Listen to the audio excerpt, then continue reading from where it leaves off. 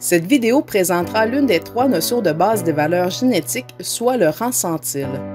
D'autres vidéos vous permettront de mieux comprendre ce que sont les EPD, ainsi que les indices de sélection génétique, afin de mieux faire la distinction entre les 3. Genovis génère 15 EPD ou valeurs génétiques. Un EPD est estimé pour chacun des caractères économiques évalués dans le programme génétique.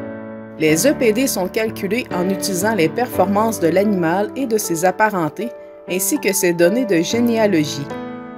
Ces EPD sont combinés à l'intérieur de 6 indices de sélection génétique afin d'appuyer les producteurs ovins dans la sélection des sujets les plus prometteurs de leur entreprise.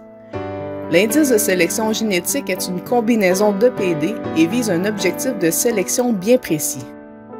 Pour savoir si la valeur d'un EPD ou d'un indice de sélection génétique est bonne ou non, vous devez vous référer à son rang centile. Le rang centile réfère au positionnement de l'animal à l'intérieur de sa race ou de son groupe de races.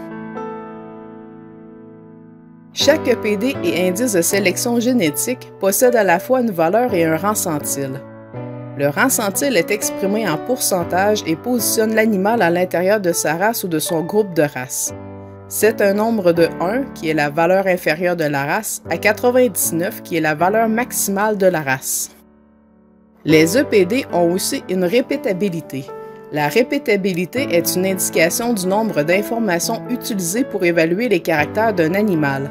C'est un nombre qui varie de 0, qui signifie aucune information disponible sur ce caractère, à 100. La répétabilité d'un caractère s'améliore au fur et à mesure que de l'information est ajoutée sur cet animal. Plus la répétabilité est élevée, plus l'EPD sera stable dans le temps. Une valeur de répétabilité de 90% indique que la valeur d'EPD ne changera pas vraiment même si de nouvelles données sont ajoutées au programme génétique. Par contre, une répétabilité de 30% peut changer considérablement avec l'ajout de nouvelles données de performance. Le rang centile est une information très utile pour voir rapidement si une valeur d'EPD ou d'indice génétique est bonne ou non à l'intérieur de la race ou du groupe de race. 50% est la moyenne de la race. Sous 50% signifie que le mérite génétique de l'animal se situe sous la moyenne de la race. Au-dessus de 50% signifie que le mérite génétique de l'animal est supérieur à la moyenne de la race.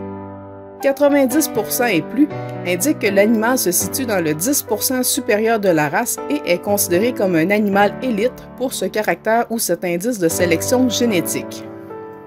Voici un exemple. Vous avez ici un certificat de performance. Vous voyez tous les EPD de l'animal. Nous avons dit que 50% était la moyenne de la race. Tous les caractères qui se situent sous 50% signifient que le mérite génétique pour ces caractères se situe sous la moyenne de la race. Tous les caractères qui se positionnent à plus de 50% signifient que le mérite génétique pour ces caractères est supérieur à la moyenne de la race.